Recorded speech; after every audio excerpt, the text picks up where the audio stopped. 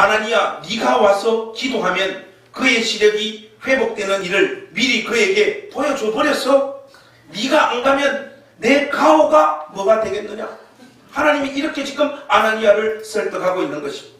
하나님의 이 설득 앞에 아나니아는 설복당합니다.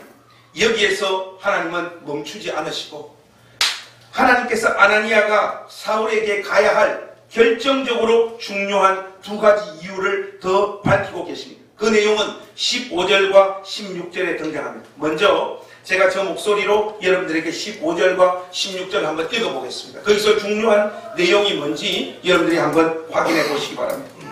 주께서 이르시되 가라, 이 사람은 내 이름을 이방인과 임금들과 이스라엘 자손들에게 전하기 위하여 택한 나의 그릇이다.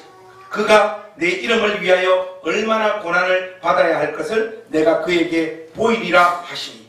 하나님께서는 아나니아에게 사도 바울의 사명이 무엇인지를 명확히 인지시키십니다. 15절 내용에 보시면 열방에 하나님의 이름을 전하기 위하여 택한 하나님 자신의 그릇이라고 하나님은 이야기하고 계십니다. 그릇이라고 하는 것은 그릇 그 자체보다도 그것을 누가 사용하시는지, 그리고 그 그릇 안에 무엇이 담겨져 있는지가 중요하지 않겠습니까?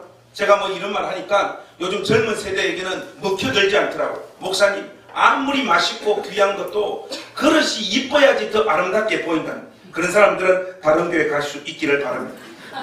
하나님의 이름을 담아서 온 세상에 그 이름을 전할 하나님의 도구로 하나님께서 이 사도 바울을 부르고 있다라고 아나니아에게 말하고 있습니다. 이 내용을 부연해서 설명해 줄 가장 중요한 말씀은 고린도후서 4장 7절에서 10절 말씀입니다. 여러분들 이 말씀 한번 찾아서 같이 한번 읽어봤으면 좋겠습니다. 고린도후서 4장 7절에서 11절 말씀. 조금 길지만 이 말씀은 우리가 다이렉트로 7절에서부터 11절까지 우리가 한번 같이 읽었으면 좋겠습니다. 고린도후서 4장 7절에서 11절. 여러분들 우리 큰 목소리로 한번 같이 읽겠습니다. 시작. 우리가 이 보배를 심히 큰 능력은 하나님께 있고 우리에게 있지 아니함을 알게 하려 함이라. 사망으로 우겨쌈을 당하여도 쌓이지 아니하며 답답한 일을 당하여도 낙심하지 아니하며 박해를 받아도 버림받지 아니하며 거꾸로 뜨림을 당하여도 망하지 아니하고 우리가 항상 예수의 죽음을 몸에 짊어짐은 예수의 생명이 또한 우리 몸에 나타나게 하려 함이라. 우리가 살아있는 자가 항상 예수를 위하여 죽음에 넘겨짐은 예수의 생명이 또한 우리 죽을 육체에 나타나게 하려 함이라. 자기의 생애가 다 어그러지고 무너져도 그리스도의 생명만이 온전히 자기의 생애를 통하여 나타나고 증거하는 인생이 된다면 그것으로 족한 것이다라고 고백합니다. 그런 그릇으로 하나님 앞에 쓰임받을 수 있으면 그것으로 족한 인생이라고 사도 바울 자신이 고백하고 있는 것입니다. 그릇은 그 안에 담긴 내용을 위해서 존재하는 물건임을 우리가 잊지 않아야 합니다. 한마디로 주님의 이름을 전할 그릇이라는 표현 속에는 사도 자신이 장차 경험하게 될 자기 삶의 고통과 아픔의 분량이 어느 정도 될지를 희미하게 우리에게 보여주는 단어예요. 그래서 여러분 16절에 이어서 명확하게 그 사실을 확정하고 있지 않습니까? 16절의 표현을 보시면 그가 내 이름을 위하여 얼마나 고난을 받아야 할 것, 이 내용이 등장하고 있습니다. 사울은 주님의 이름을 온 열방에 전가하기 위하여 죽도록 고생하며 고통을 짊어져야 하는 인생이요, 그것을 위하여 선택함을 입은 사람이라는 것이 그냥 그릇이 아니고 택한 그릇이다, 그렇게 표현하고 있는 이 부분도 우리가 주목해 봐야 합니다. 여러분, 택한 그릇이라고 하는 말은 무엇을 전제로 하는 말입니까? 포기한 그릇이 있다라는 말이죠. 하나님은 왜 사울을 불러서 온 열방에 자기 이름을 증거할 자기의 택한 그릇으로 부르셨을까요? 이 부분과 관련해서 많은 신학자들이나 목회자들이 예수 믿기 전에 사울이 갖추어 놓고 있는 준비와 자질과 능력에 초점을 맞추어서 설명을 하고 있습니다. 이런 식의 설명들은 거의가 다 쓰레기예요. 성경의 중심 사상과 전혀 맞지 않습니다. 사울이 선택된 이유는 그가 잘났기 때문이 아니라 하나님의 은혜의 부유함을 가장 명확하게 드러낼 인물이기 때문에 그를 선택한 것입니다. 하나님께서 행하시는 일은 신비와 아이러니가 엄청나게 혼재되어져 있음을 우리가 기억해야 됩니다. 그렇지 않습니까? 예수 믿는 자들 가장 가열차게 핍박하고 죽이려는 자를 예수님의 이름을 위하여 가장 핍박과 고생받는 자리로 세워놓고 계시는 하나님의 이 일하시는 방식을 한번 보십시오.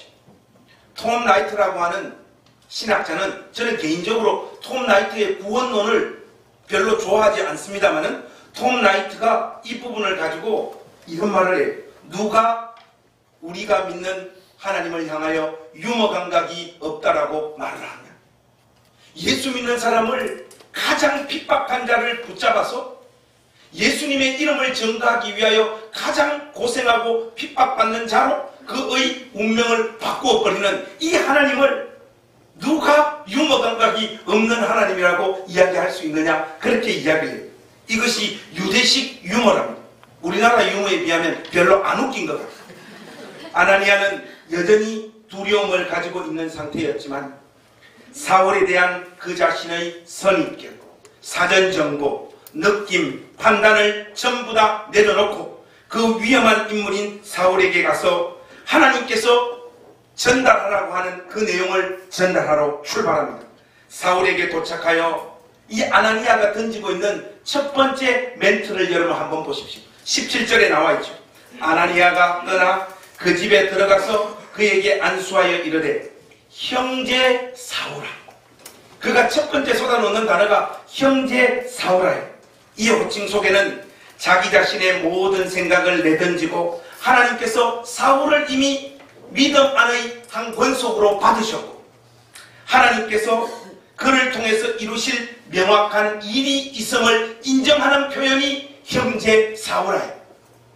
아나니아는 여기까지 순종하여 오게 된 그 근본 원인은 자기 자신의 판단이 아니었고 하나님이 그를 명확하고 분명하고 설득력 있는 이야기로 자기를 설복했기 때문에 내가 여기에 와서 너에게 이 사실을 증거한다라고 하는 메시지도 사울에게 전하고 있는 것을 우리가 확인할 수 있습니다.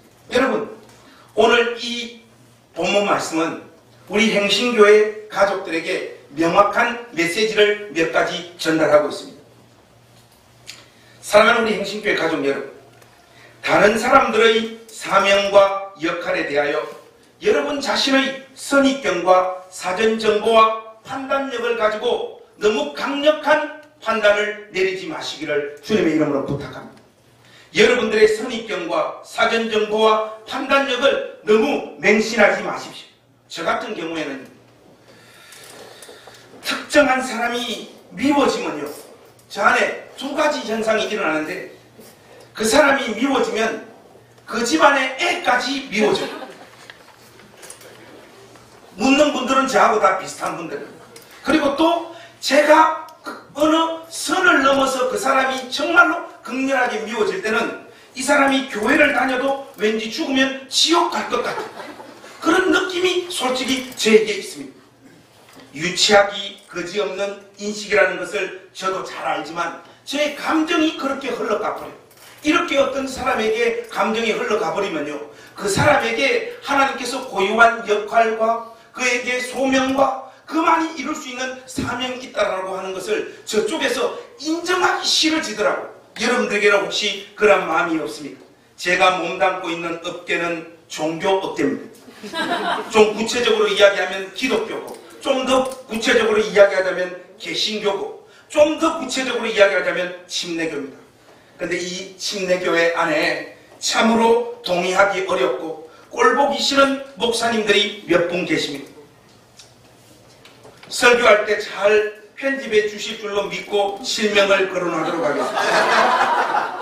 장모 경동, 윤모 석전, 이런 분들의 설교의 내용과 목회의 방법에 대해서 저는 도무지 인정이 되어지지 않고, 과연 저들이 강단에서 하나님 말씀을 선포하고 있는 자들인가?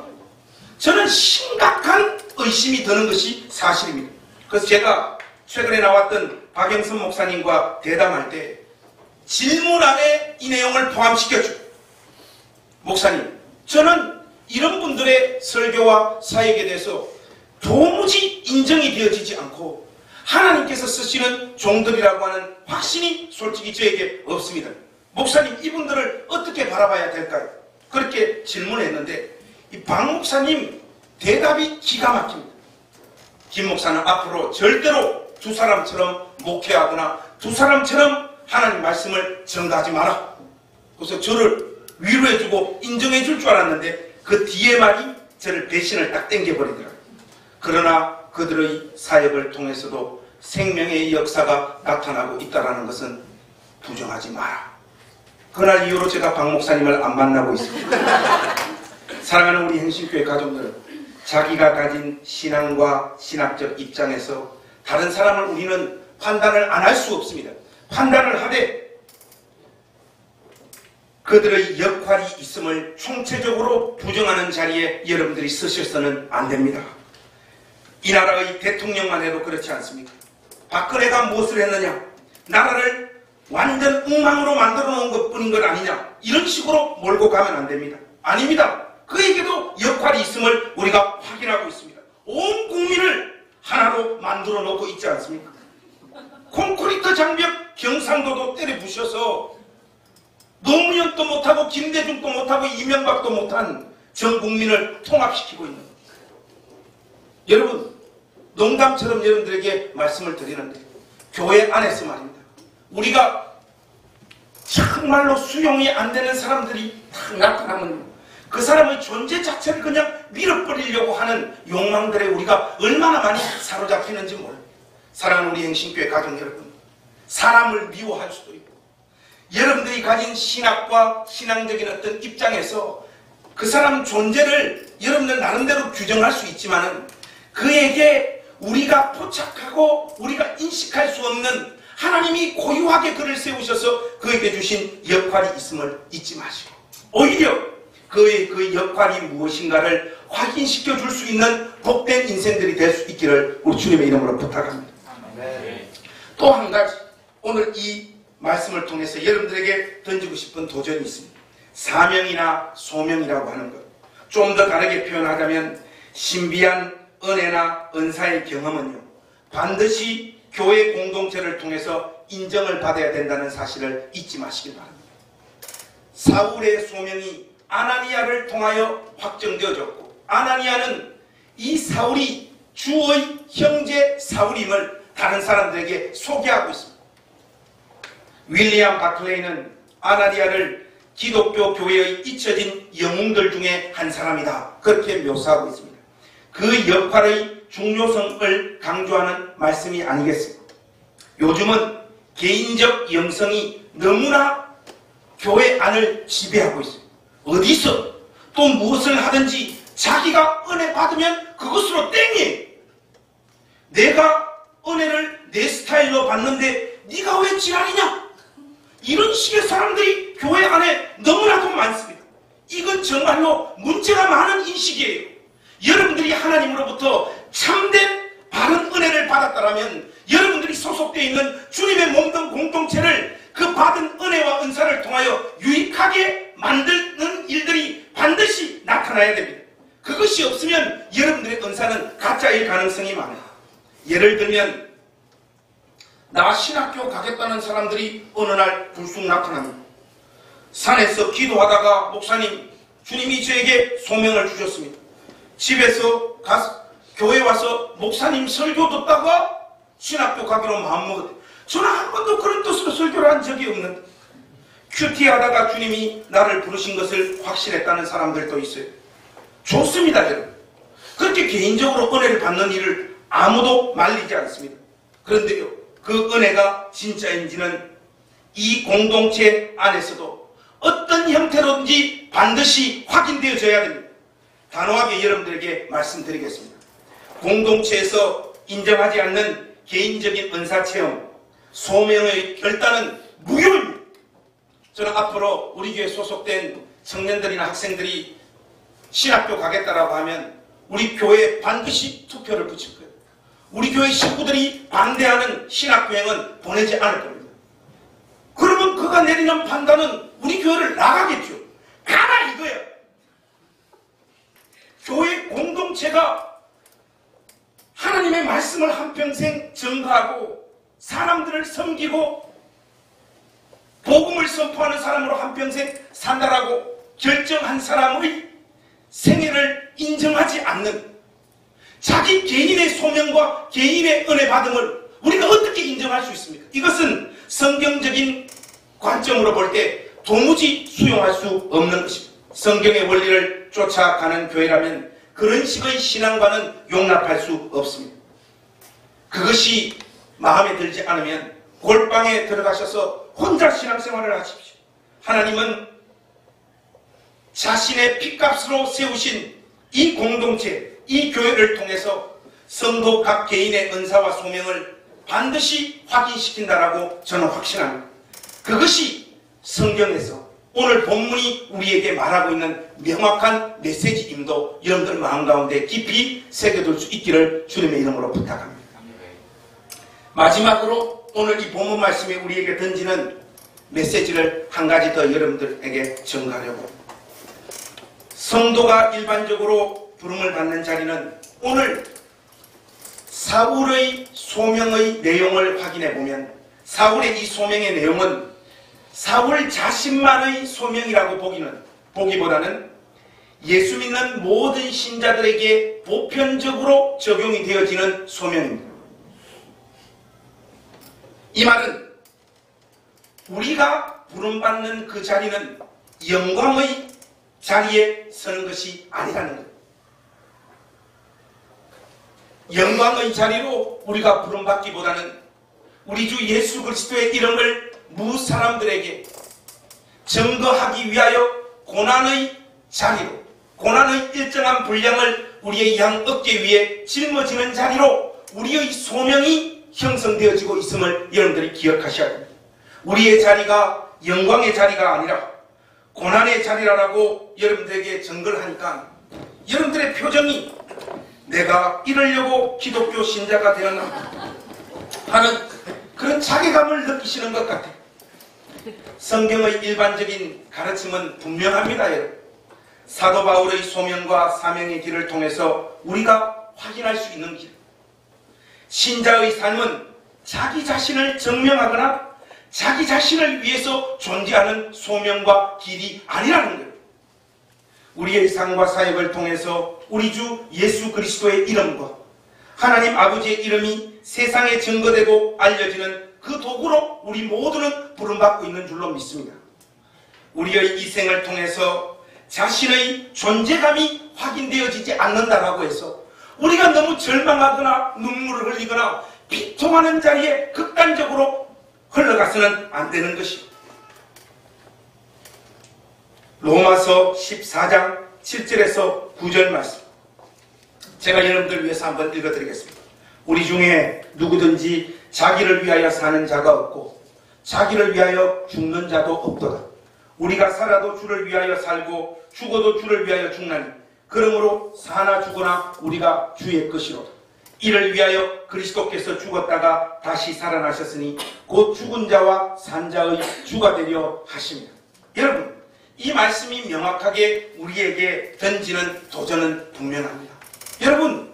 여러분 생애가 여러분들이 꿈꾸는 그 자아가 실현되어지지 않는 것들로 인하여 극단적인 고민에 사로잡힌다면 여러분 신앙에 문제가 있는 것입니다.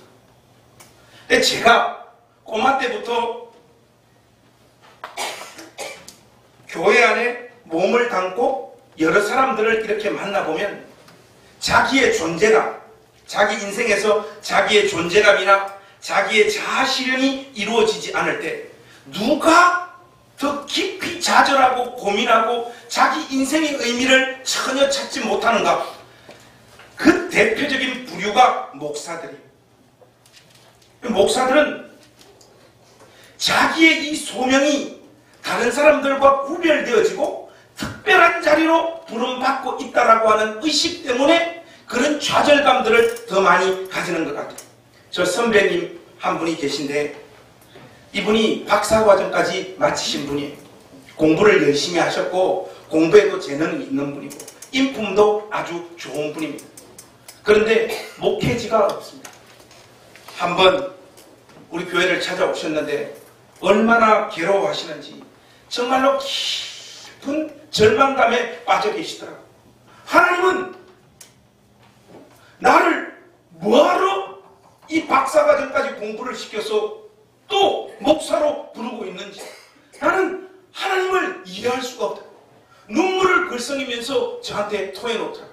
제가 따뜻하고 부드럽게 응대를 해줘야 되는데 형님한테 뭐라고 이야기했는가 하면 하나님이 언제 형님 보고 박사하라고 했냐고.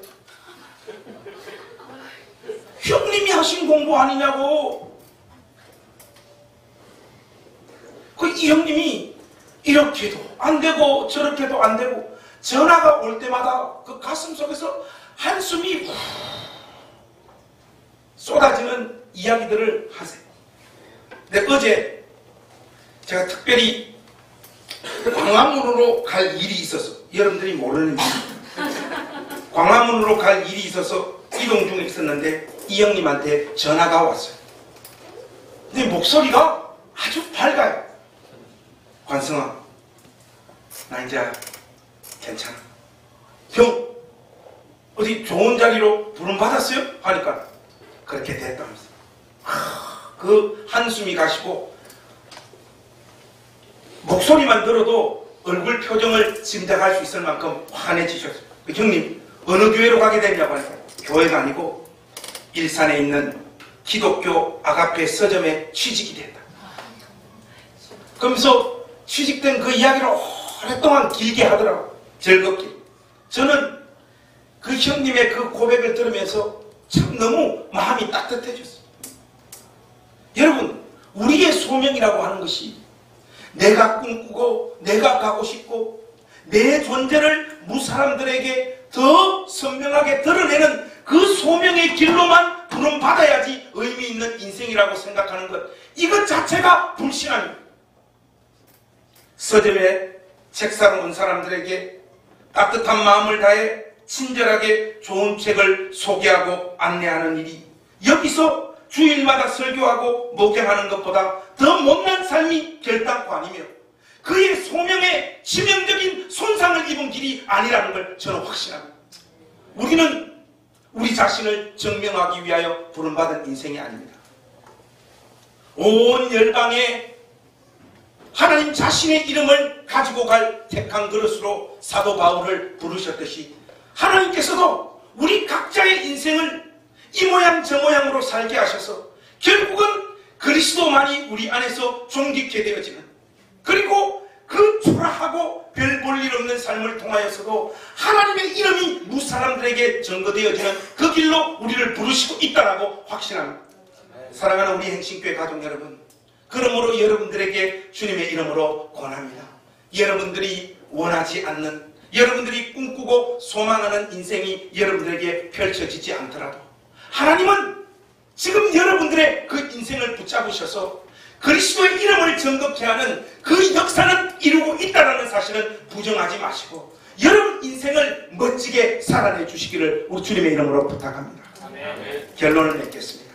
여러분, 하나님은 오늘 아나니아라고 하는 한 이 인물을 통하여 사도 바울의 소명과 사명을 확인시키고 그의 삶의 새로운 방향을 이끌어 줬을 뿐만 아니라 그의 소명과 사명이 주님의 몸된 교회 공동체 안에 확정되어지는 이 도구로 사용되어지고 있음을 우리가 확인했습니다.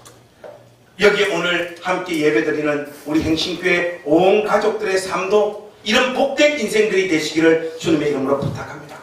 여러분 옆에 앉아있는 여러분들이 만나는 그 누구에게 삶의 의미가 무엇이며 인간의 존재 목적이 무엇이며 그리하여 구체적으로 그 사람이 걸어가야 될 삶의 방향이 무엇인가를 명확하게 우리 주님 안에서 보여줄 수 있는 아나니아와 같이 쓰임받는 복된 믿음의 사람들, 그런 인생들이 다 되시기를 우리 주님의 이름으로 축복합니다. 기도하겠습니다.